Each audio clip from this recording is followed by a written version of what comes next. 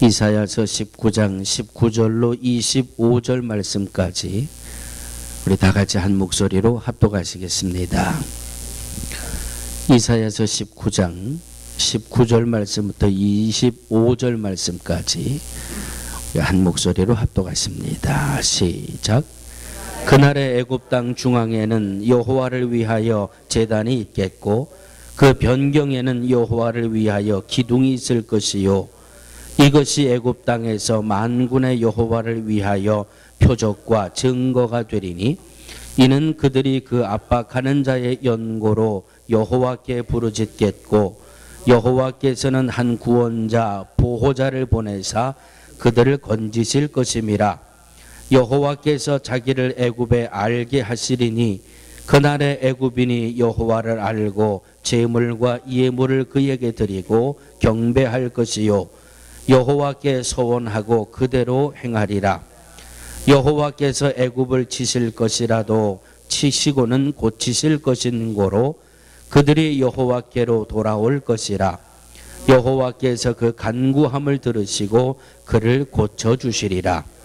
그날에 애굽에서 아수르로 통하는 대로가 있어 아수르 사람은 애굽으로 가겠고 애굽 사람은 아수르로 갈 것이며 애굽 사람이 아수르 사람과 함께 경배하리라.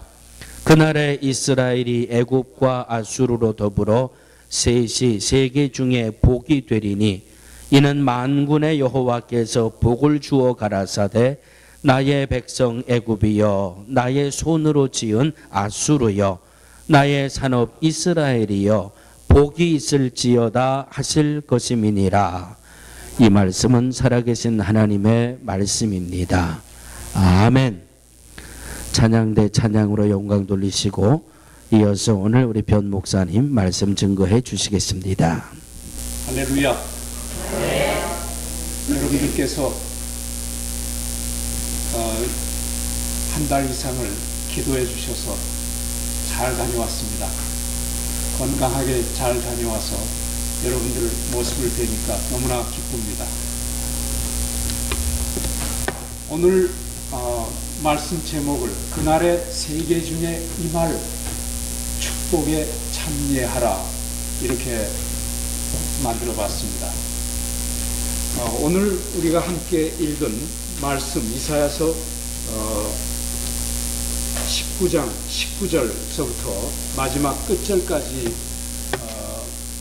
읽은 말씀은 제가 성경을 읽을 때마다 늘 마음속에 잘 이해가 안 됐었습니다.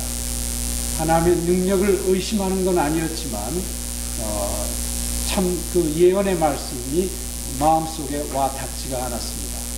이번에 저는 7월 9일부터 시작해서 8월 5일까지 꼭 4주 동안을 작년에 간 터키에 2주간, 그 다음에 북아프리카, 에집트, 리비아, 튜니지아, 알제리아, 다시 말하면 작년 1월부터 시작해서 여러 달 동안 연속적으로 일어난 모슬렘 지역에 혁명이 일어났던 곳에 방문을 했습니다. 해서 앞으로 제2차 선교를 하나님께서 어떻게 인도하시나를 제가 보면서 기도하면서 하나님의 음성을 듣기를 원했습니다.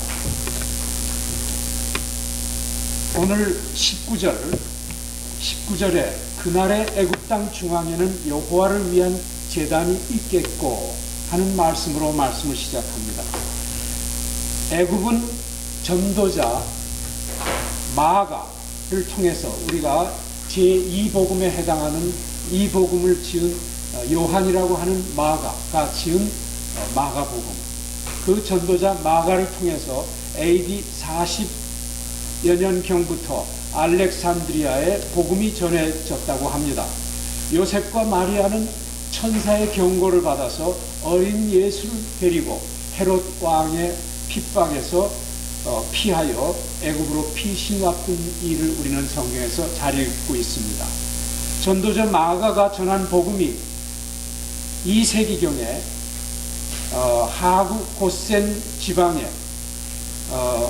지금의 그러니까 카이로의 북쪽에 있는 나일강의 하구 델타 지역을 말합니다. 고센 지역이라는 데는 거기는 예로부터 나일강이 범람해서 밀려온 그 퇴적층으로 말미암아 극히 비옥한 땅이 있습니다. 그래서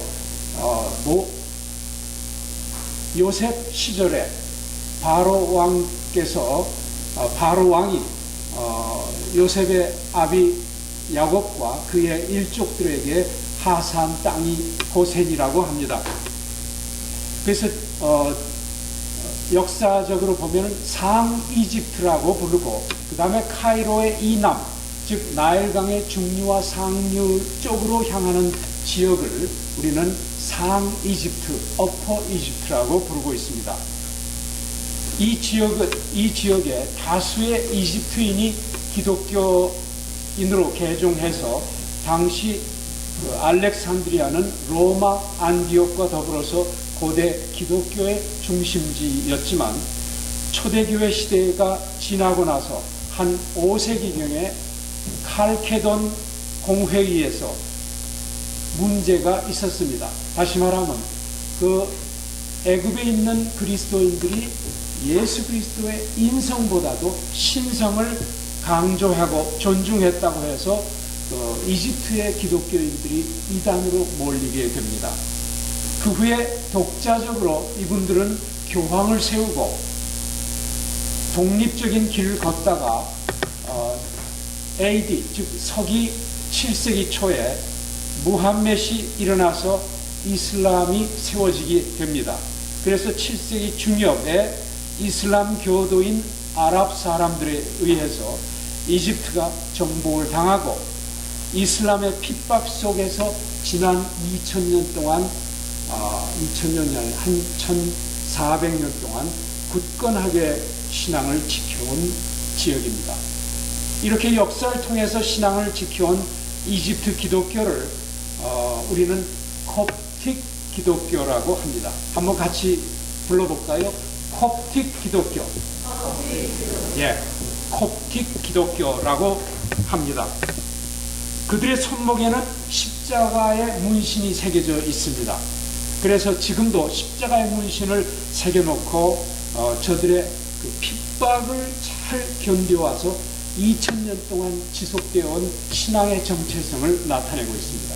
이렇게 역사를 통해서 신앙을 지켜온 이집트 사람들의 그 말을 잠깐 살펴보면 콥트란 말과 관계가 되어 있는데, 애굽을 영어로는 이집트라고 부르죠. 애굽은 한문으로 표시한 거고 영어로는 이집트, 또 옛날 우리 한국에서는 에집트라고 불렀죠. 또 히라버로는 아이굽투스라고 부르고 아람어로는 킵트라고 하는 말에서 연유됐다고 합니다. 킵트에서 콥트라는 말로 연유됐다고 합니다. 한편 이 콥틱 크리스찬들은 로마 황제 콘스탄티누스에 의해서 330년경에 로마 제국이 기독교를 공인하게 되죠.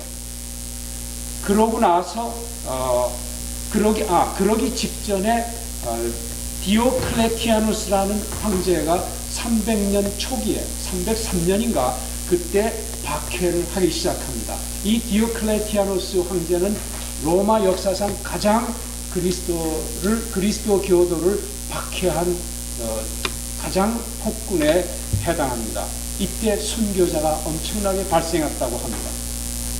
콥틱 기독교는 이집트에서 지난 2000년간 존재해 왔으나 각종 사회적인 차별과 박해를 받아왔고, 특히 작년 2월 달에 이집트에 혁명이 일어나고 나서 무슬림 폭도들에 의해서 많은 사람들이 살상을 당했습니다.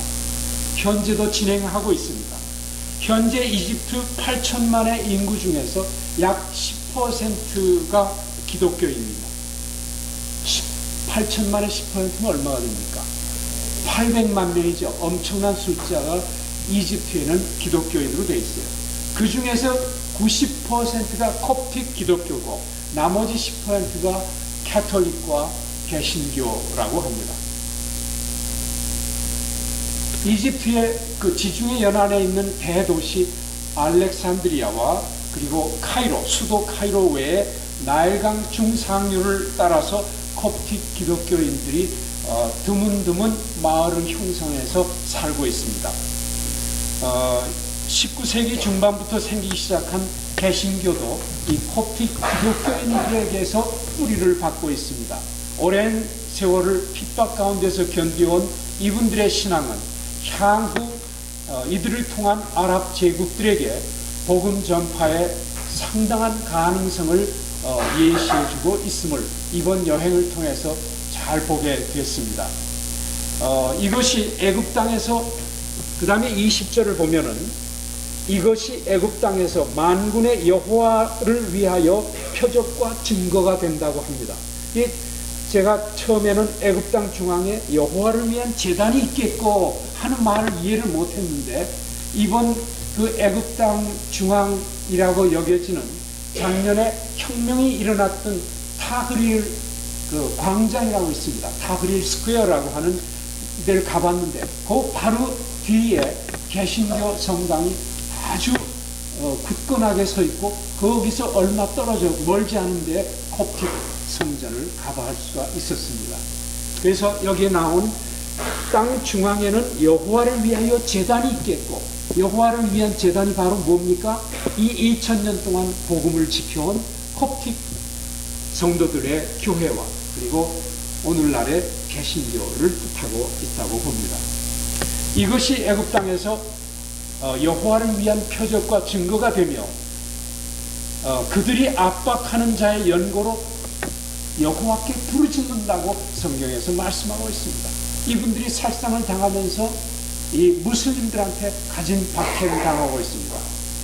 부르짖을 때 여호와께서는 구원자, 보호자를 보내서 건지신다고 했습니다. 그런데 이미 이런 이사야 선지자가 예언을 하고 800년 만에 누가 오셨어요? 바로 예수 그리스도, 구원자 되신 그리스도가 오셨습니다. 21절에 여호와께서 자기를 애굽에 알게 하시리니 그날의 애굽인들이 여호와를 알고 제물과 예물을 그에게 드리고 경배할 것이요 여호와께 소원하고 그대로 행하리라. 인간은 자기들의 지혜로는 또 자기들의 능력으로는 하나님을 알고자 해도 알 수가 없습니다. 그래서 이 사람들은 무지하게 피라미드를 만들고 히브리 사람들을 노예로 부려가지고 채찍질을 치면서 감독자를 내세워서 히브리 사람들을 통해서 피라미드를 지었죠. 그걸 우리는 출애굽기에서 잘 보고 있죠. 그때 누가 나왔습니까? 모세가 나온 것을 우리 역사에서 알고 있어요. 그런데 이 피라미드를 보면 아이러니컬하게도 제가 피라미드를 낙타를 타고 가보지 않았겠어요? 이따 동영상을 보시면서 보시겠어요. 이 피라미드를 지은 걸 보고서 너무나 놀라운 걸 발견했어요. 이 피라미드를 지은 동기는 이 사람들이 영원한 생명을 사모했다는 얘기예요. 그 피라미드를 지은 그 압제자 바로, 성경에 나온 바로 왕, 이분들은 예수 이전 2000년 이상 전부터 영원한 생명을 사모했어요. 이 사람들이 영생을 사모했어요. 그런데 그렇게 사모했는데 예수 그리스도를 못 만났어요. 인간의 노력으로는 하나님을 만날 수도 없고 볼 수도 없다는 얘기입니다. 오직 하나님께서 친히 계시해 주실 때 우리들은 하나님을 알게 된다, 그 말씀이에요. 성경은 하나님과 예수를 우리에게 계시한 가장 확실한 책입니다. 그래서 우리는 성경을 통해서 하나님을 만나고 성경을 통해서 예수 그리스도와 성령님을 발견하게 되는 것입니다. 아멘. 이집트의 이런 놀라운 일이 과거에 없었던, 노력으로 실패했던 이런 놀라운 일, 예수 그리스도를 만나는 일이 앞으로 있을 것을 일어나기를 우리는 믿음으로 선포합니다. 여호와께서 22절 애굽을 치실 것이라도 치시고는 고치실 것인 거로 그들이 여호와께 돌아올 것이요 여호와께서 그 간구함을 들으시고 그를 고쳐주시리라. 작년 2월 달에 무슬림 형제단으로 시작된 그 사회적인 운동은 30여 년 동안 독재 정치를 해왔던 그 무바락 정권을 끝내고 새로운 정부를 출범하게 만들었습니다. 그러나 이런 과정 속에서 저들은 폭력을 자행하고 특히 콥틱 교인들을 다수 살상하는 과거의 박해를 반복했습니다. 장차 무슬림 형제단을 대변하는 최근에 민주주의라고 여겨지는 방법으로 선거가 성공적으로 됐다고 신문지상에 나왔습니다. 그 몰시 대통령을 대변하는 신당 자유정의당을 통해서 무슬림 세력들은 앞으로 만일 더욱더 무슬림이 강화되면은 이란과 동조해서 이스라엘과 대적하는 일이 있을 수 있습니다. 그렇게 되면은 이란은 지금 핵무기를 만들고 미국이 아무리 압력을 가해도 국제사회에서 이란을 아무리 때려도 이란 사람들은 포기하지 않고 지금 핵발전소를 만든다 이렇게 주장하면서 평화적으로 사용한다 하면서 핵무기를 은밀하게 만들 것입니다. 그렇게 해서 자기들이 미국에 굴복했던 그 치욕을 벗어나서 자기도 과거에 후세인 대통령이 하듯이 과거의 페르시아의 영광을 위해서 일어나려고 할 것입니다. 이 사람들이 바로 무바락의 그 후신인 이 모르시의 이집트하고 다시 손잡게 되는 날이면 얼마나 국제사회에 어려운 일이 일어나겠습니까? 19장 초반부 오늘 여러분들이 읽으신 19절 이전까지의 말씀은 바로 이런 가능성이 충분히 있을 수 있다고 예언하고 있습니다. 이를 주시하면서 우리의 중보가 절대로 필요합니다. 우리는 에집트를 위해서, 애굽을 위해서, 그리고 이란을 위해서 계속 기도해야 할 것입니다. 23절에 그날의 애굽에서 아수르로 통하는 대로가 있어 이렇게 좋은 거를 목사님이 준비하셨는데 제가 등잔 밑이 어둡습니다. 그날의 애굽에서 아수르로 통하는 대로가 있어 아수르 사람은 애굽으로 가겠고 애굽 사람은 아수르로 갈 것이며 애굽 사람이 아수르 사람과 함께 경배하리라. 아멘. 이사야 시대에서 800년 후에 있을 신약 시대에 복음 사역이 민족과 민족의 장벽을 헐어버렸습니다. 아시리아와 애굽은 과거의 원수지간이었습니다. 그런데 함께 경배드린다 하면 예수 그리스도로 말미암아 복음 안에서 성령의 인도하심을 받아 저들이 하나가 될 수 있다는 것을 의미합니다. 이것은 오순절 성령 강림으로 말미암아 이미 성취되기 시작했습니다. 지금도 진행되고 있습니다. 그래서 우리는 그 사도행전 2장의 초반부에 오순절날 일어난 놀라운 사건을 우리가 읽죠. 그 다음에 중간쯤 오면은 뭐가 일어납니까? 그때 교회에서 성도들이 함께 모여서 기도할 때 여러 나라 말로 방언하는 놀라운 일이 생기죠. 그럴 때 메대와 바사와 여러 나라에서 약 15지역에서 여행하던 사람들이 저게 우리나라 말인데 하면서 그 나라 말로 예언하는 것을 자기들이 듣고 놀라는 장면이 발생했습니다.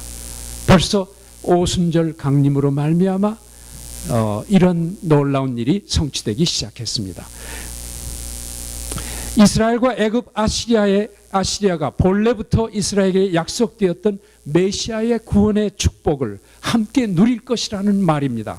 확대해서 해석하면 모든 이방인들도 이스라엘과 마찬가지로 복음 안에서 하나님의 백성이 되고 하나님을 예배하며 하나님의 축복을 누리게 될 것이라고 하십니다. 하나님은 이 땅에 첫 선교사인 예수 그리스도를 통해서 생명의 복음을 우리에게 전해주셨습니다. 이스라엘에서 시작된 복음은 사단이 세운 국가와 국가 사이의 장벽을 허물고 역사적으로 원수되었던 아수르와 애굽의 복음이 전파되게 할 뿐 아니라 이 나라들도 모든 세계 열방, 특히 미전도 종족들에게 복음을 전하는 중심지가 될 것이라고 하나님은 축복하고 계십니다. 우리 교회는 비록 세상 사람들 보기에는 작은 교회입니다. 그러나 중보 기도로 선교의 하나님께서 우리에게 주신 선교의 비전을 가슴에 품고 주님의 뜻이 이 시대에 속히 성취되도록 힘을 다해 준비하고 중보하는 교회 되기를 소원합니다. 물론 하나님은 애굽, 이스라엘, 아수르뿐 아니라 모든 미전도 종족들과 지역들에게 직접 저들을 구원하실 수 있습니다. 우리는 이사야서에 보면은 또 역대하에 보면은 천사 하나가 얼마나 능력이 있는가를 압니다. 천사 하나가 하루아침에 예루살렘을 포위하던 18만 5천 명의 군사들을 하루아침에 쳐 죽인 것을 우리는 알고 있습니다. 하나님은 수많은 천군 천사들을 보내서 복음이 전파 안 되는 지역을 싹쓸이 해버리실 수 있습니다. 복음을 다 전파하실 수 있습니다. 약 10여 년 전에 제가 이번에 알제리아를 들어갔을 때 알제리아에 있는 선교사를 통해서 놀라운 일을 들었습니다. 10여 년 전에 그 알제리아에 있는 옛날 베두인족, 즉 낙타 타고 주로 그 장사하러 다니던 대상이 있습니다. 그런 족을 베르베르족이라고 하는데 그 중에서 또 어떤 알제리아 사는 사람들을 까빌족이라고 그래요. 까빌족이라고 하는데 까빌족에게 놀라운 성령의 역사가 10여 년 전에 임했다고 합니다. 성령께서 까빌에 있는 무슬림들에게 동시다발적으로 환상을 보여주셨어요. 그래서 예수 그리스도의 환상을 보고 많은 사람들이 예수를 영접하게 됐습니다. 저들은 전도하기 시작했고 심지어는 기차를 타고 인근의 그 이웃 서쪽에 있는 모로코라는 땅이 있는데 아프리카의 제일 서쪽 편에 모로코라는 땅이 있어요. 그 모로코라는 땅까지 가서 자기 종족들에게 복음을 전파했을 정도입니다. 성령이 하시면 놀라운 기적이 지금도 일어나고 있다는 말입니다. 아멘. 우리는 전도를 하거나 복음을 전할 때 성령인 하나님의 존재를 빼놓고서 항상 얘기하는 경우가 많아요. 우리들의 힘, 우리들의 내 노력, 내 가진 돈, 내 힘, 이것만 카운트합니다. 우리는 우리 곁에 계셔서 함께 역사하기 원하시는 성령님을 너무나 우리는 무시하고 있는 것입니다. 강력한 천군 천사들을 통해서 사단과 그 무리들을 복음 탄압과 박해해서 순식간에 능히 진멸하실 수 있는 하나님이시라는 걸 잊지 마십시오. 그러나 성경은 한편 이렇게 말씀하십니다. 하나님은 전도의 어리석은 방법으로 하나님의 역사를 이루어가기 원하신다고 하십니다. 전도의 어리석은 방법. 우리 한번 옆에 앉으신 분을 바라보시면서 전도의 어리석은 방법 한번 얘기하십시오. 또 한 번 전도의 어리석은 방법. 하나님은 연약한 인간의 감성이 없는 영적 피조물인 천사가 아니라 그리스도의 피로 죄악 가운데서 먼저 구원받은 우리 연약한 인생들을 통해서 하나님의 구속사를 이루어가기 원하신다는 말씀입니다. 그래서 우리를 하나님의 백성, 하나님의 거룩한 제사장 이렇게 인쳐주신 것입니다. 아멘. 바울 사도는 고린도전서 1장 22절에 전도에 미련한 것으로 믿는 자들을 구원하신다고 하셨습니다. 저는 이슬람 종주국 터키에서 한국, 미국, 터키 등에서 모여든 몇백 명의 청소년들과 청년들의 예배와 찬양에 참석할 수 있는 특권을 갖게 됐어요. 저들이 모여서 한국에서 그 방학을 사용해서 남들과 같이 해변가에 가고 산으로 가서 텐트 치고 젊음을 만끽할 수 있는 즐거움을 다 포기하고 성령께 감동받아서 비싼 돈을 몇 달 동안 저축해가지고 모여서 기도하는 걸 봤어요. 저들이 하나님께 부르짖고 저들이 환상을 보고 그걸 나누며 찬양하는 걸 제가 봤어요.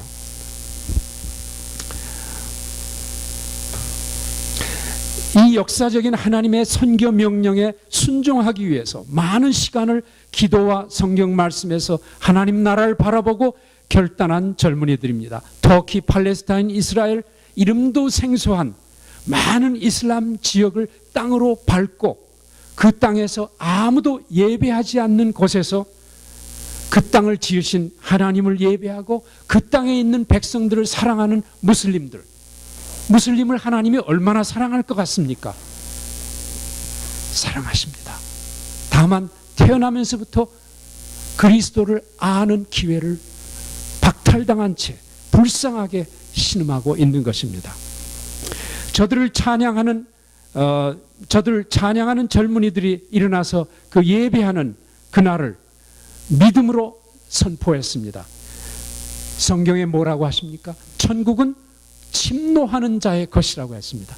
이 젊은이들이 거기서 모여서 하나님을 찬양하고 예배하고 나서는 그 다음 날서부터 전국을 돌아다니면서 땅을 밟으면서 하나님 나라를 선포했어요. 거기에 살고 있는 무슬림들을 축복했어요. 그 땅을 축복했어요. 아멘. 저들이 선포한 말씀대로 우리 주님은 역사할 것이라고 확신합니다. 이 차세대 젊은이들이 하나님의 뜻을 위해서 어떤 모습으로든지 내가 서 있는 바로 이곳에서 선교사로 기름 부음을 받도록 여러분들 중보해 주시기를 바랍니다. 우리가 꼭 멀리 가야 비행기 타고 이스라엘로 가야 되는 것이 아닙니다. 내가 있는 이곳에서 가까운 주위의 성령의 도우심 안에 영향력을 미칠 수 있는 선교적인 삶을 우리가 살아가기 시작해야 됩니다. 우리가 변화돼서 살아가는 선교적인 삶의 모습만이 우리 차세대 젊은이들을 변화시킬 수 있습니다. 제가 변화되지 않으면 우리 젊은이들은 변화되지 않습니다. 제가 말하는 아무것도 저들은 믿지 않을 겁니다. 제가 말하는 기도를 받지 않을 겁니다. 왜? 내 생활이 다른 걸. 생활은 기도하고 다르고 행동하고 다르기 때문에 저들이 믿지 않습니다. 저들을 감동시켜서 저들이 하나님의 말씀에 순종하려면 내가 본을 보여야 한다 그 말입니다. 성령의 감동을 받아 스스로 나가든지 또는 보냄을 받은 자들을 위해서 중보하든지 또는 내가 있는 이곳에서 복음을 전파하든지 할 수 없다고 자신의 형편과 처지와 100가지 이유를 드러대는 교회와 성도들에게는 아무것도 일어나지 않습니다. 할 수 있다고 믿음으로 선포하고 나아가는 자에게 성령 하나님은 지금도 우리 가운데 오셔서 하나님의 약속대로 기적을 날마다 이루어가는 줄 믿습니다. 아멘. 세상은 콜롬비아나 하버드 가는 것, 또 고액의 봉급자들 좋은 관리가 되고 좋은 회사에 들어가는 것, 그것만이 능사가 아닙니다. 우리의 삶은 훨씬 더 소중하고 귀하고 값진 것이 너무나 많습니다.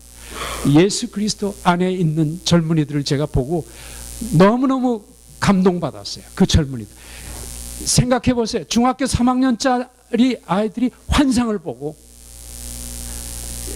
그 무리 가운데 일어난 그 무리 가운데 같이 꼽살이 껴서 들어온 사단과 흑암의 세력들을 보고 떠나가라고 소리 지르면서 기도하는 걸 보고 제가 전율을 느꼈어요. 하나님은 지금도 사모하고 구하는 자에게 가까이 하십니다. 아멘. 성경의 요엘서에서 있는 것, 젊은이들이 환상을 보고 늙은이들이 장래일을 말하며 예언하며 꿈을 꾸며 하는 것이 그대로 일어날 수 있습니다. 진정으로 헛되고 헛된 세상에서 성령님의 인지하심으로 날마다 승리하시고 하나님의 선교 명령을 이루어가는 역사의 주인공들이 모두 되시기 바랍니다. 아멘. 이제 잠깐 동안 동영상으로 다녀온 것을 말씀을 드리겠습니다.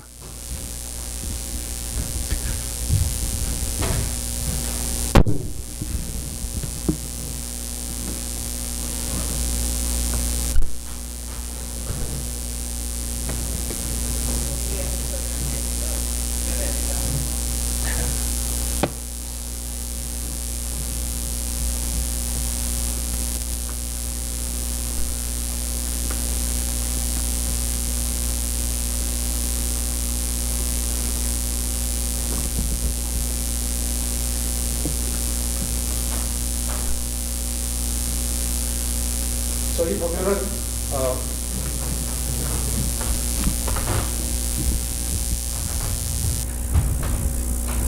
저기에 보라색 저 세계 지도죠. 세계 지도인데 여러분들 잘 보세요. 한 번에 보셔서 저기에 빠져 있는 대륙이 좀 있는 것 같은데 누구 좀 말씀해 보세요. 저기 그 그림에 빠져 있는 대륙이 호주가 있죠. 저기 오른쪽 밑에 또 뭐 어디가 안 보입니까? 아메리카. 예, 아메리카. 예, 북아메리카하고 남아메리카는 이미 복음 전파율이 15%에서 한 25%, 30%까지 됐습니다. 제가 있는 과테말라만 해도 25% 이상 돼 있다고 알고 있습니다. 저기 보면은 가운데 중간 횡으로 적도처럼 보이는데 보라색 진한 그림이 있고 그 다음에 연한 보라색이 중국 있는 때까지 쭉 이어져 있죠. 저기 보라색 지역이 북위 10도에서 40도 사이가 선교 신학자들이 미전도 종족이라고 해서 1040 지역이라고 부릅니다. 그 중에서 좀 진한 지역이 가장 복음이 열악하게 파급된 지역 또는 교회가 아주 없는 지역, 연한 지역은 그래도 좀 들어간 지역입니다. 그 다음에 베이지 색깔, 연한 초록색, 연두색 이런 데는 복음이 이미 들어간 지역입니다. 아프리카를 보면 정통적으로 우리 선교 갔다 오면 아프리카 간 거로 얘기하는데 아프리카는 복음이 가장 오래전부터 들어간 지역이 아프리카입니다. 그래서 우린 역사적으로 리빙스턴 이런 많은 사람들을 통해서 이미 복음이 전파된 걸 알고 있습니다. 그런데 북아프리카는 가장 넓은 지역으로 덩어리로 복음이 전파되지 않고 애굽이 가만히 있자. 여기요. 제 화살표 보입니까? 예. 여기가 이집트예요. 여기가 에집트인데 약 10% 기독교인들이 있다고 얘기 드렸죠. 여기가 리비아입니다. 작년에 가다피, 무아말 가다피 대통령이 비운에 간 아이쿠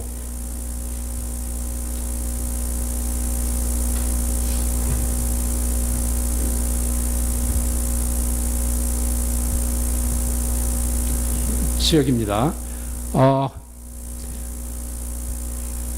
제가 예 이제 나오네요. 예, 여기가 리비아고 그 다음에 여기가 알제리아.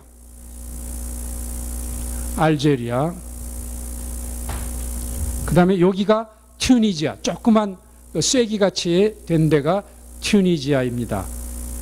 예. 그 다음에 여기가 터키입니다. 터키가 이렇게 넓은 지역입니다. 한국의 약 8배, 예, 8배. 이 알제리아 여기는 아프리카에서 제일 넓은 땅이 알제리아입니다. 예.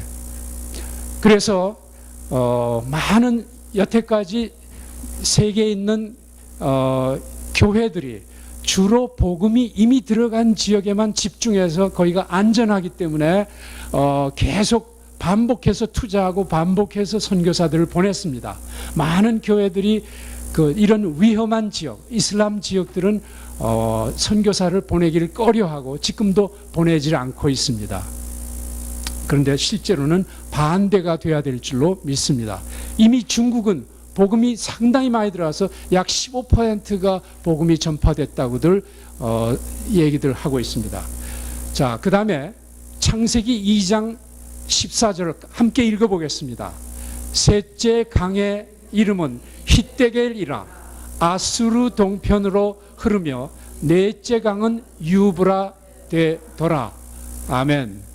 여기에 창세기에 보면 에덴 동산의 구조를 설명하는데 네 강을 얘기하죠. 바로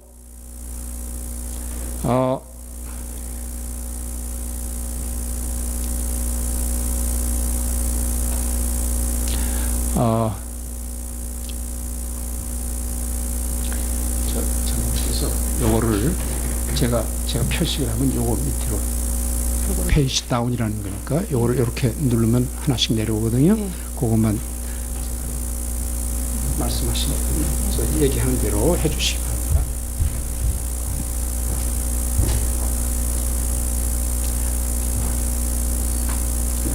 우리 막대기 같은 게 없죠. 옛날과 달리 매를 안 때리니까 막대기. 예? 아, 감사합니다. 할렐루야. 예. 조심해서 하죠. 예. 여기 보면은 좀 흐려서 잘 안 보입니다만은 여기가 에집트예요. 여기가 에집트고 여기가 지중해입니다. 지중해. 그리고 여기 가면 이스라엘이 있고 예루살렘 수도가 있습니다. 그 다음에 여기 사마리아. 그 다음에 여기서부터 시작하는 요거. 여기가 지금의 어디에 해당하냐면 시리아와 이란의 일부를 해당한다고 봅니다. 그러면은 티그리스 강이 어디냐면 여기에서 티그리스 강이 이렇게 나오고 유프라tes 강이 X자로 서로 만나서 반대 방향으로 가요. 예. 그래서 보면은 여기가 아라랏산이 여기 있습니다. 아라랏산이 요쯤에 있습니다. 그래서 지금의 터키와 이란의 접경지대에 아라랏산이 있습니다. 예. 여기죠. 여기가 아라랏산이 있어요. 그러면 에덴 동산이 어디쯤 되는지 이해하시겠죠? 바로 요 근처 있지 않을까 싶어요. 거기서 강 4개가 발원했다고 돼 있죠. 그게 보면 거기에 히데겔이라는 게 세 번째 강, 그게 지금 말로는 티그리스 강이라는 거고, 네 번째 강이 유브라데스 강이에요. 유브라데 강. 그게 바로 여기에서 이쪽으로 티그리스는 이렇게 흐르고 유브라데는 이렇게 X자로 흐르고 있습니다. 그게 바로 터키의 동부 지역입니다. 그러면 바로 터키가 에덴 동산, 태초로부터 지었던 그 에덴 동산이 바로 터키의 동북부 지역쯤 아닐까 하고 추측을 하게 됩니다. 아수르는 바로 여기에 여기 그늘진 지역이 바로 요 아수르 지역입니다. 애굽, 아수르는 여기 이웃입니다. 요 가운데 조그만한 이스라엘이 있습니다. 자, 그 다음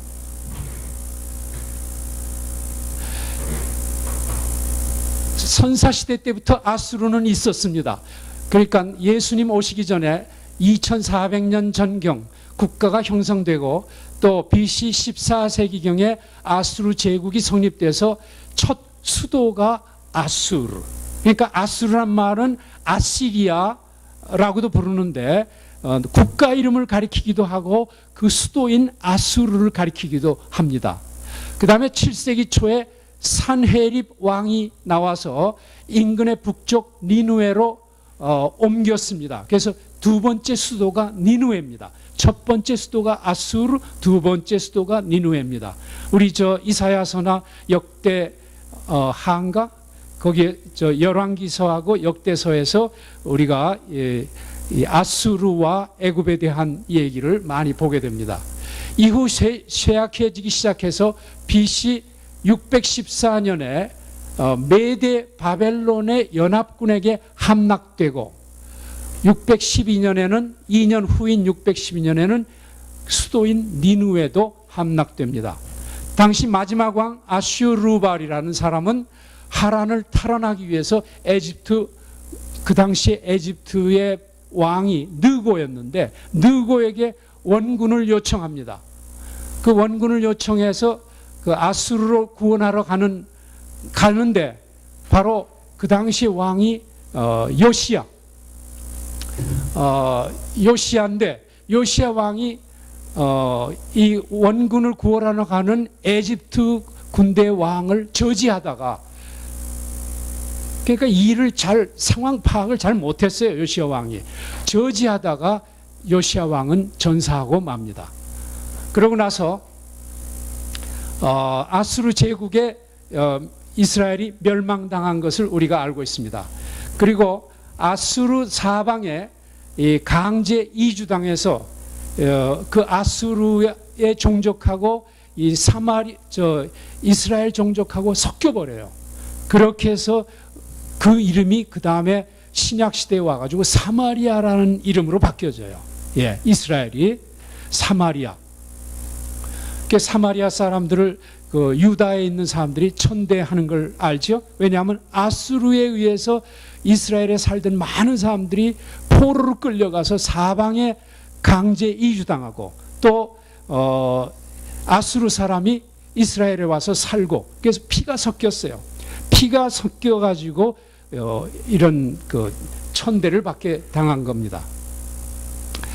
아수르도 BC 612년에 메대 바벨론에 함락되고 역사에서 사라지게 됩니다. 그 다음에 터키를 보면은 터키는 바로 이 넓은 땅, 확대돼서 그린 겁니다. 이 넓은 땅이 터키입니다. 그리고 여기 지중해가 있고 흑해가 있습니다. 여기가 이제 여기를 경계로 해서 이 동쪽에 이란을 맞대고 있습니다. 여기가 바로 아라라산이 요 근처에 있다고 생각이 됩니다. 그리고 여기에 유프라테스 강이 이렇게 흐르고 티그리스 강은 이렇게 흐르고, 예. 그 다음에 시리아가 여기 있습니다. 그래서 시리아와 이 이락의 일부하고 이란과 터키와 이걸 잇는 이 땅이 굉장히 넓은 땅이 아수르 지역이었습니다. 그 다음. 그래서 터키가 여기 있고 여기에 이제 이스라엘이 있고 그 다음에 이쪽으로 에집트가 이렇게 있습니다. 옛날에는 에집트가 훨씬 컸죠. 예. 그 다음에 여기 리비아 그리고 튀니지아, 알제리아 그리고 모로코 그 다음에 여기 지중해가 있습니다. 요 건너서가 바로 유럽이 되겠습니다. 제가 일일이 설명은 안 하고 간단히만 보겠습니다. 중요한 것. 터키는 이슬람의 종주국이라고 작년에도 제가 잠깐 말씀을 드렸습니다마는 한국의 4배가 되는 국토에 인구가 7,200만입니다. 그런데 7,200만의 인구 중에서 단 5,000명이 기독교인이에요. 5,000명. 그러니까 0.02% 정도 될 거예요. 0.02%. 그런데 선교하러 들어가신 선교사는 전 세계에서 1,000명이 들어갔어요. 굉장히 많죠? 한국 사람이 얼마가 돼요? 400명. 그런데 복음을 전할 수가 없어요. 그게 문제예요. 전했다가는 문제가 생기기 때문에. 그 다음.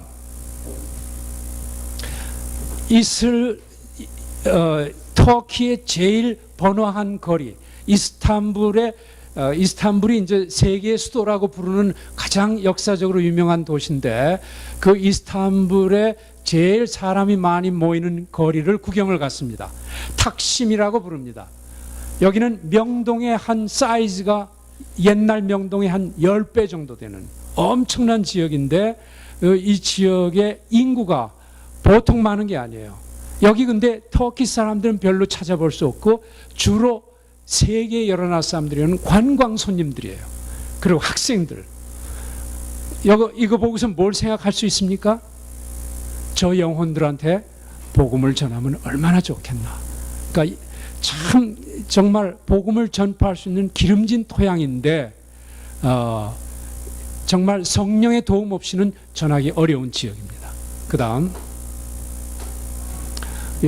그 탁심 뒷골목에 가서 어떤 야채 가게를 들렸더니 지나가는 저를 보고 한국 사람이라고 알았는지 막 부르면서 꼬리야 꼬리야 이러면서 부르면서 뭐를 갖다가 줘요. 먹으라고. 한국 사람을 너무 좋아하는 거 있죠. 미국 사람을 좋아하지 않아요. 한국 사람을 좋아해요. 왜? 한국 사람은 옛날에 올림픽 때도 우리를 형제라고 했어요. 우리가 터키가 이겼을 때 우리가 축하해주고 이랬어요. 근데 그보다도 먼저 6.25 사변 때 미국에 이어서 두 번째로 파병을 해준 나라가 어디예요? 터키예요. 터키는 참 마음이 뜨거워요. 아주 사람들이 좋았어요. 이 친구가요. 그 다음, 터키는 역사적으로 너무나 동로마 제국과 그리고 오스만 제국, 역사상 가장 큰 두 제국들의 흐름이 흘렀던 중심지가 터키예요. 그리고 거기에 수도가 이스탄불이라는 지역이에요. 여기 보면은 그 제국들, 동로마 제국이 투르크, 오스만 터키의 침공을 막기 위해서 만들어진 성곽들이에요. 그 다음, 요거는 이스탄불에 있는 이 오스만 제국의 정말 극치라고 볼 수 있는 예술품이에요. 이건 성전에 들어갔는데 거기 성전에 그 벽을 이렇게 화려하고 아름답게 해줬어요. 어떤 크리스찬의 문화보다도 더 화려해요. 이걸 보면서 그 동로마 제국과 이 오스만 제국이 얼마나 부유하고 역사가 풍성했는가를 봐요. 그러나 이 모든 것이 물거품이 되어갔다는 거죠. 그 다음, 이거 아주 정말 감동적인 사진이에요. 졸고 계시는 분 안 계시죠?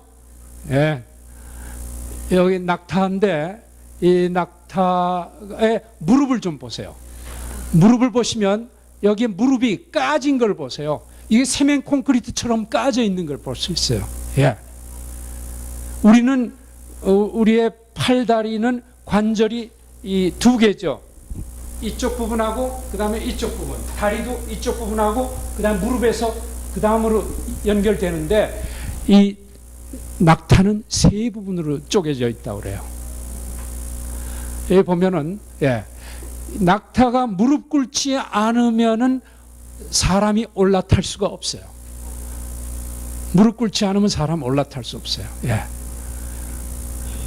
그 다음, 그래서 우리는 조지 밀러를 갖다가 정말 낙타 무릎과 같은 사람이라고 그러죠. 그만큼 기도를 통해서 약 5만 번의 기도가 하나님 앞에 성취가 됐다고 그랬죠. 5만 번의 기도. 조지 밀러가 기도할 때마다 하나님이 역사하셨다. 누구한테 손을 벌려서 그분이 헌금을 받아서 고아원을 운영한 것이 아니라 하나님께 기도만 했어요. 골방에 들어가서. 그럼 하나님께서 신비한 초자연적인 역사를 통해서 지나가는 우유 배달차가 머물기도 하고 빵 배달하는 차가 머물어서 빵을 공급하기도 하고 그렇게 해서 고아들을 먹였다고 합니다. 그 다음에 초대교회 시절에 로마 교회 핍박에 항거하여 갑바도기아에 있는 그 초대 교인들이 살던 동굴들이에요. 이런 구멍 속으로 들어가면 지하로 주택이 건설되어 있어요. 예.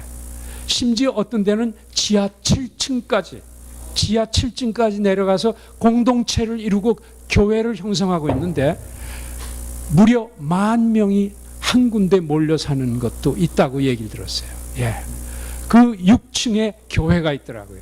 그래서 교회에 들어가서 그다음 예, 잘 안 보입니다만은 교회에 들어가서 우리가 같이 예배를 드렸어요. 예. 교회 지금 이렇게 아치도 보이죠? 예. 거기에 우리가 같이 모여서 기도를 했습니다. 그다음 요거는 아까 말씀드린 대로 이 터키 이스탄불에 제가 가고서 얼마 안 돼 가지고 하루 이틀 후에 이 터키 이스탄불에서 한국, 미국, 그 다음에 이 터키에서 몰려든 젊은 청소년들과 청년들이 뭐 한 700~800명이 모여서 지금 기도하는 장면이에요. 예배하는 장면이에요. 터키를 복음화 시켜달라고. 그리고 중동과 이슬람 지역을 하나님 사랑하셔서 저들에게 복음을 증거하게 해달라고. 하나님의 초자연적인 역사가 일어나게 해달라고 지금 예배를 드리는 거예요. 3일 동안 아주 집중적인 예배가 드려지고 그 다음에는 다 흩어져서 그 이슬람 지역 전 지역으로 가서 땅을 밟으면서 그 민족들을 위하여 땅을 위하여 축복하고 기도를 하면서 다녔어요. 그 다음 예, 청년들이 찬양하는 모습입니다. 그 다음 예, 아침 식사하는 장면입니다.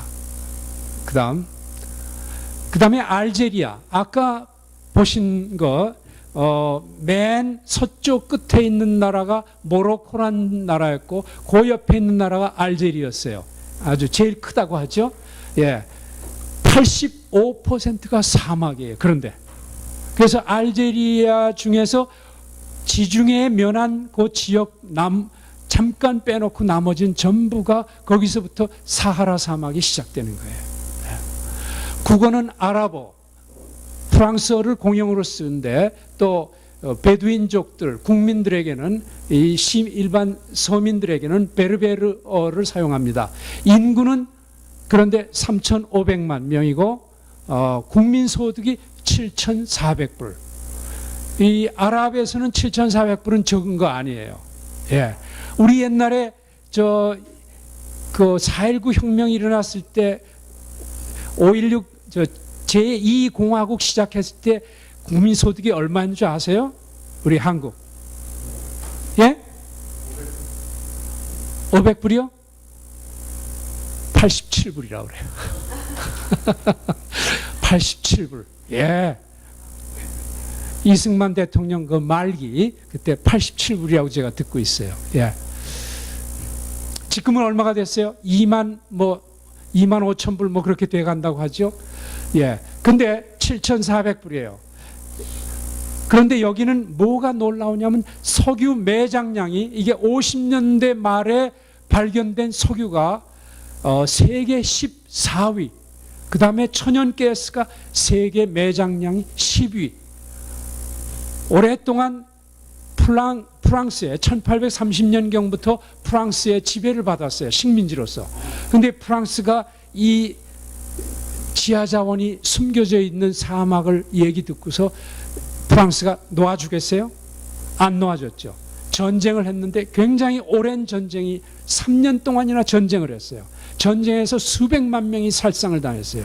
프랑스는 하루에 20억 프랑의 전쟁 비용이 발생했다고 그래요. 얼마나 죽자 사자하고 그 나라를 지키려고 했는지 몰라요. 그러나 결국 시대의 흐름은 막을 수가 없어서 독립을 했고, 독립을 했는데 프랑스와 알제리아는 지금 이빨과 잇몸처럼 좋은 사이로 살고 있어요. 왜냐하면 석유 자원이 많기 때문에 프랑스는 가만히 있지 못하죠.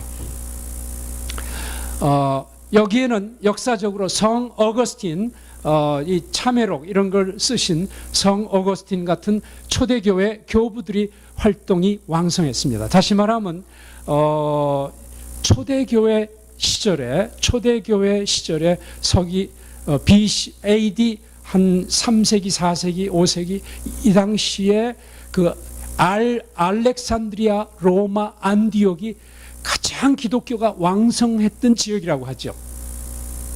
예루살렘이 아니에요. 예루살렘은 자기들끼리 즐거워하고 유대인들끼리 복음 전하려고 하다가 성령이 강제로 확산시킨 데죠. 그래가지고 복음이 퍼져게 됐잖아요. 그래서 북아프리카의 알렉산드리아와 마찬가지로 이 알제리아에도 복음이 많이 들어왔어요. 지금 그런데 복음 폐쇄국이 돼서 지금 예수 믿는 사람은 100명이 될지 얼마가 될지 아주 정말 손가락으로 셀 정도입니다. 그래서 거기에서는 중국 사람들이 그 석유 달러를 가지고 약 20만 명이 와서 건설업에 종사하고 있고 한국 사람도 몇천 명이 와서 공사에 참여하고 있다고 합니다. 그러나 성령이 임하시면 아까 제가 말씀드린 대로 까빌족에게 임하였던 성령님께서 알제리아를 변화시킬 수 있을 줄로 믿습니다. 그 다음 여기 보니까 이슬람 대학교에서 그 무슬림 그 학사, 석사, 박사들을 생산하는데요. 그래야 지금 세계에 퍼뜨리고 있어요. 선교사로 나가고 있어요. 그 다음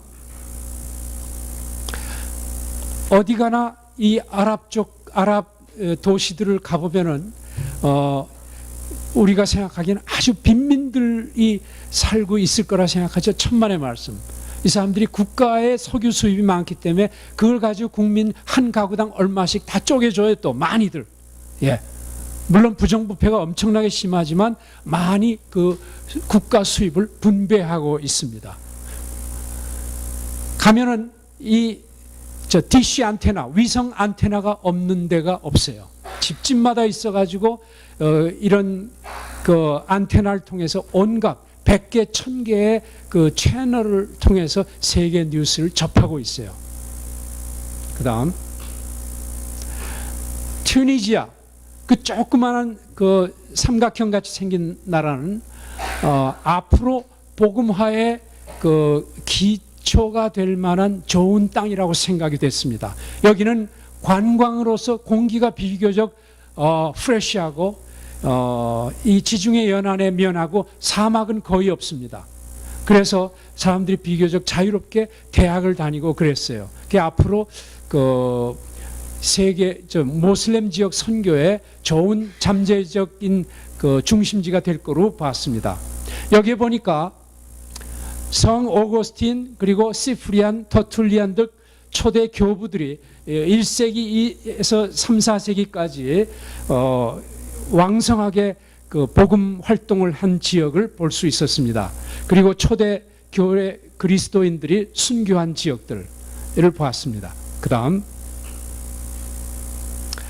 라마단, 이 아랍 사람들 모슬렘의 특징은 보통 요즘에는 7, 8월인데 이 라마단 기간이라고 금식하는 절기가 있어요. 이 금식하는 절기에는 이 사람들이 아침 해가 뜰 때부터 해가 질 때까지 낮에는 금식합니다. 그러나 해가 지고 나서부터 한 7, 8시부터는 금식이 해제되고 먹기 시작해요. 그래서 우리가 생각하는 금식과는 달리 잠깐 쉬는 거죠. 그리고 이제 시작이 되면 그냥 아우성을 치면서 먹기 시작해요. 그러면 많이 새벽 3시, 4시까지 먹어요. 그러니까 아침, 점심, 저녁 못 먹은 거를 7, 8시부터 시작해서 3차례 다시 먹는 거예요. 근데 좋은 거는 뭐냐면 헤어졌던 형제, 자매들, 친구들이 다 모여가지고 자기 부모 댁에 모여서 같이 그 사랑을 나누고 친분을 나누고 아주 아름다운 풍속같이 느껴졌어요. 그리고 마음이 아주 풍성해서 지나가는 나그네들도 꼭 붙잡고 집에 들어가서 먹고 가라고 초대하고, 안 가면은 길 가는 차를 택시를 멈춰가지고 오렌지 주스 그걸 갖다가 지금 마시고 가라고 이럴 정도예요. 그렇게 인정이 훈훈한 걸 봤어요. 근데 이 낮에는 이 가게들이 다 비어 있죠. 그러면 그 다음에 저녁에 레스토랑에 들어가서 하도 배가 고파가지고 저희도 참다 못해서 식당에 들어갔는데 때는 늦었어요. 너무나 사람들이 많이 식당에 자리 잡고 밀려가지고 늦었어요. 그래서 할 수 없이 슈퍼마켓 가서 음식을 사다가 호텔에 들어가서 우리들끼리 까먹었어요. 그 다음 리비아의 내전으로 말미암아 40년간 폭정을 하던 독재자 가다피가 망하고 그 다음에 혁명으로 인해서 국가가 바뀌었습니다. 이 나라는 과거에 이탈리아에 의해서 식민지 역할을 잠깐 했었습니다. 그래서 60년대에 가서 독립을 하고 가다피가 60년대 말에 쿠데타를 일으켜서 국가를 지배자가 됐습니다. 아프리카에서 4위의 소득자입니다. 왜 그러냐 하면 석유 수입이 세계에서 한 5위, 10위 정도 매장량, 그러니까 아주 강자죠. 여기는 우리가 성경 이사야서에서 나오는 두로라는 나라와 친척 관계가 있는 지역입니다. 그래서 이 리비아의 지중해안을 통해서 시리아에 있는 그 두로 그쪽과 무역 왕래가 심했고 거기에서 이제 이 리비아로 와서 나라를 세운 것입니다. 그 리비아에 보면은 성경에 나오는 구레네 시몬이 바로 이 리비아 사람입니다. 구레네 시몬, 예수 그리스도의 십자가를 대신 짊어져 준 시몬이 구레네 사람입니다. 앞으로 이 나라는 무한한 잠재력을 가진 걸로 봤습니다. 여기 보면 우리 한국의 옛날 동아건설에 사장했던 최원석이라는 사람이 이 가다피하고 친분을 맺어가지고 이 나라의 대수로 건설을 해서 사막을 관통하는 그 수로를 만들었어요. 그래서 4단계 공사 중에 2단계를 최원석 씨가 하고 약 100억 불을 수입을 얻은 다음에 한국에서 도산을 해버렸어요. 도산을 하고 지금 이제 나머지 공사를 지금 하고 있다고 합니다. 그 다음 가다피의 그 화려했던 궁전이 무너져 가지고 완전히 거름더미가 됐습니다. 그 다음 그래서 리비아는 건설 붐이 지금 일어나고 있습니다. 그 다음 가다피가 있던 거리에는 가는 곳마다 가다피의 영웅 김정일의 사진이 붙어 있는 것처럼 영웅 가다피의 사진이 있었다가 전부 그게 그 혁명을 일으킨 젊은 사람들, 영웅들의 사진으로 교체됐습니다. 그 다음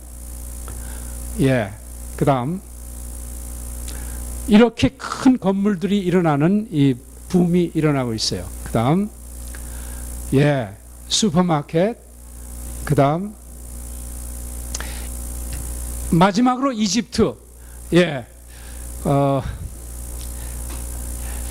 이집트는 한국의 약 10배 되는 지역입니다. 8,400명, 400만 명, 국토의 90%가 사막이에요. 그러니까 나일강의 하류부터 상류까지 그 나일강 유역에만 기름진 옥토로 되어 있고 그래서 농사를 비옥하게 지을 수 있어요. 그리고 나머지에서는 사람들이 안 살아요. 그 나일강 유역에만 사람들이 산다 이거죠. 그래서 90%가 사막으로 되어 있어요. 그런데 아까 말씀드린 대로 콥틱 기독교가 2000년 동안 그 역사를 통해서 핍박을 이겨내고 앞으로 이 기독교인들을 통해서 이집트가 정말 하나님의 그 생명의 복음을 전달받을 그런 소망 가운데 있다고 믿습니다. 그 다음 이게 전부 사막이에요. 이 사막 가운데를 새벽에 그 마이크로버스를 타고 가는데 다들 졸려서 자고 있어요. 전 사막이 얼마나 보고 싶은지 조시는 분들 눈 뜨세요, 눈 뜨세요. 사막이 얼마나 보고 싶은지. 사막은 생명이 없는 곳이 사막이에요. 즉 물이 없는 데가 사막이에요. 가도 이걸 몇 시간을 갔어요. 그리고 사막에 저기 그 사구 모래 더미가 이렇게 시커먼 그 마치 역사의 증인처럼 바라보고 있어요. 그 다음, 예, 거기에 피라미드가 보이죠? 이것도 사막 속에 있는 거예요. 예, 저 카이로의 근교에 있습니다. 예, 요게 누구 같이 보입니까? 예, 그 다음에 예, 사막 가운데 있는 그 옛날 이 사람들이 어떻게 보면 우상숭배 같이 보이는데 이 사람들은 아까 말씀드린 대로 영생을 원했어요. 영원한 생명을 원해서 생명을 보존하기 위해서 그 당시에 지배자로 있는 왕족들의 미라를 만든 것이 바로 영원히 생명이 보존되라고. 그렇게 몇 겹, 5겹을 만들었대요.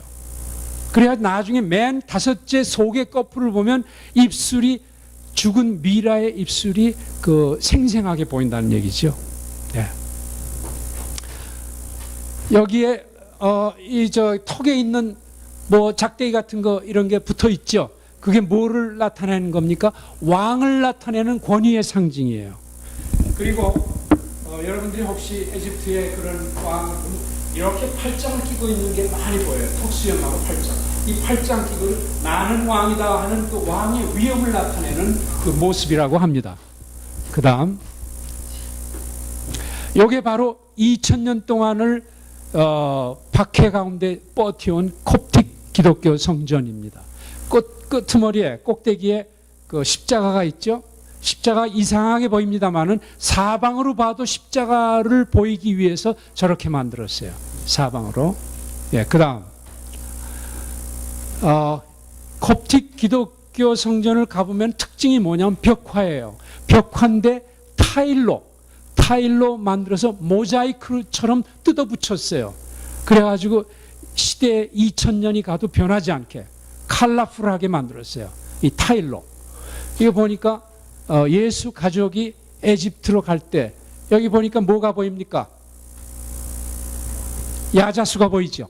야자수는 바로 저 사막에 있는 야자수. 예. 그다음 누가 누워 있는데 환상 가운데서 천사를 보죠.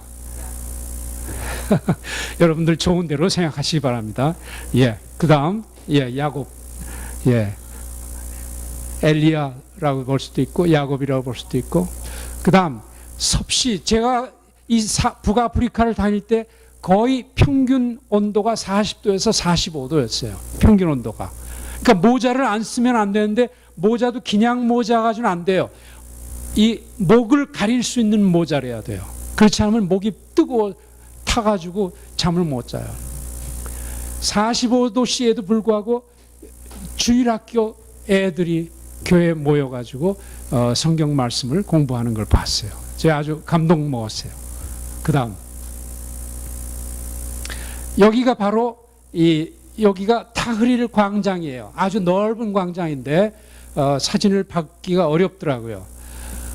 여기에서 작년 2월 달에 혁명이 일어났고, 그 다음 타흐릴 광장 뒤에 의원이 자리 잡은 그 카스르 개신교, 개신교가 있는데 거기 앞에 붙어 있는 명패를 제가 사진에 담았습니다. 그 다음 비행장에서 마지막 나오는데 이 벽에 광고가 붙었어요. 비행장 광고가. 이집트 시민이야말로 지상에서 가장 위대한 시민, 노벨상 받기에 합당하도다. 어떤 분이 이렇게 광고 메시지를 만들었어요. 예, 정말 오랜 세월 동안 이집트가 왕정 그리고 독재 정권 이 속에서 국민들이 혁명을 일으켜서 이런 새로운 민주주의 선거를 치렀습니다. 그 선거를 치른 방법이 너무나 아름답다고 이제 칭찬한 그 표현이었습니다. 여러분들 들어주셔서 감사하고, 우리가 이 지역, 무슬림들이 사는 지역을 하나님은 이스라엘만 축복하시고 한국만을 축복하신 하나님이 아니라는 겁니다. 하나님은 무슬림들을 사랑하고 지금도 그 땅을 축복하고 성령으로 말미암아 세계가 복음화돼서 모두가 예수 그리스도의 생명의 축복을 받기를 원하고 계십니다.